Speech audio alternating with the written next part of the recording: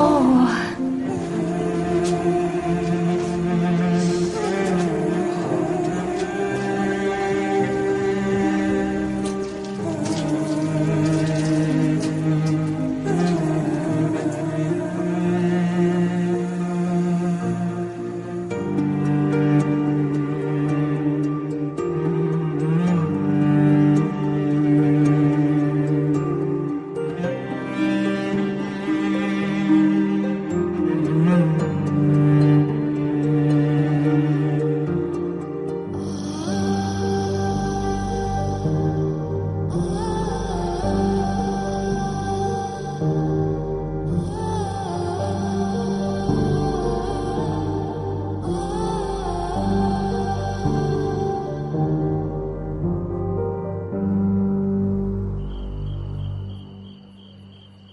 تو ما رو تماشا داری؟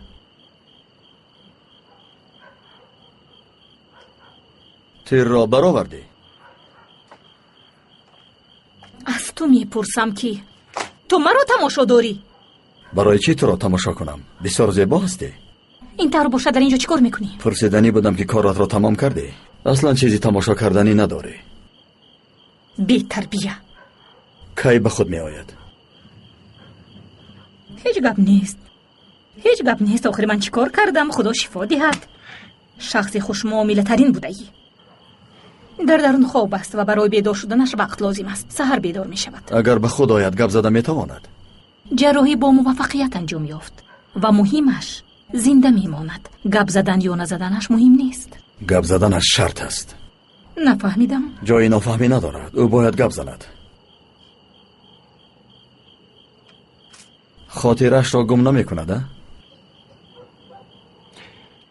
انسانی روی خنک بودنت رو فهمیدم، اما نخواد که نسبت پدرت هم همین قدر بیرحم باشی. به حیرت افتادی گویم، اما به حیرت افتاده مانند نیستی. تو مرا یک سو گذارو بگو که سحر گپ میزند. چیزی که از دستم اومد کردم، فهمیدی؟ و از مرکز خونسپاری خون بیاید پیوست میکنم و باقی مانده در دست خودتون. فهمیدی؟ فهمیدم.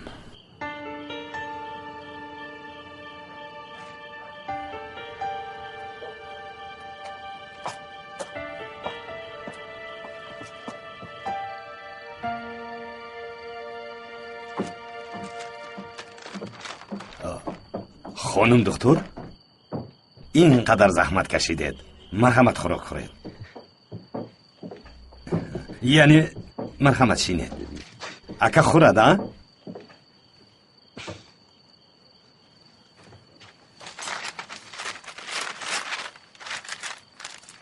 تندش را ما میخوریم، با لذتش را به خانم دکتر دهید. این همه فکرهای پیش پرتافته شما است که من هم تند و هم با پیاز خورده میتوانم. به جای 2 قاب شلغم هست؟ مایلش 2 قاب هم میشود.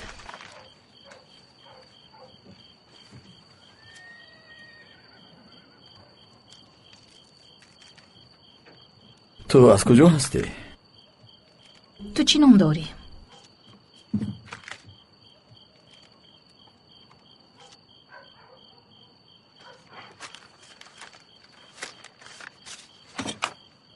تو چی کار میکنی؟ رامنده، خوراک را اینطور نمیخورن.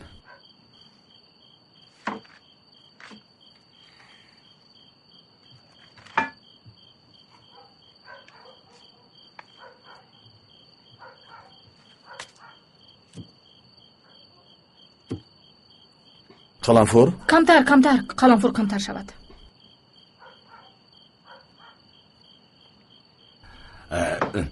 خانم دکتر، ما از دهه هستیم و اگر اکم کباب تیار کنند چونان بالازد می شود که انگشتانتان را می گزید. همین خیلی از اکی فرهاد. نامت فرهاد است؟ این را ببین که نام خانم دکتر اصلی است. حادثه را ببین. تو بهترش بسیار لغلغ نکن. بیسری خالم، آخر خنده آور نیست؟ ببین که نام خانم دکتر اصلی و نام تو باشد فرهاد است. آخر به مانند کریم و اصلی یا فرهاد و شیری شد و آنها عشقی دارند که به وصال همدیگر نمیرسند. آید داستان عشق بزرگ میگویم.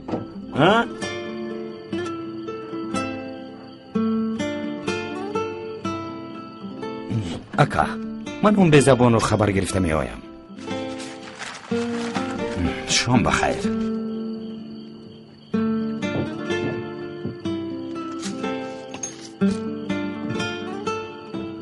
نوش جان.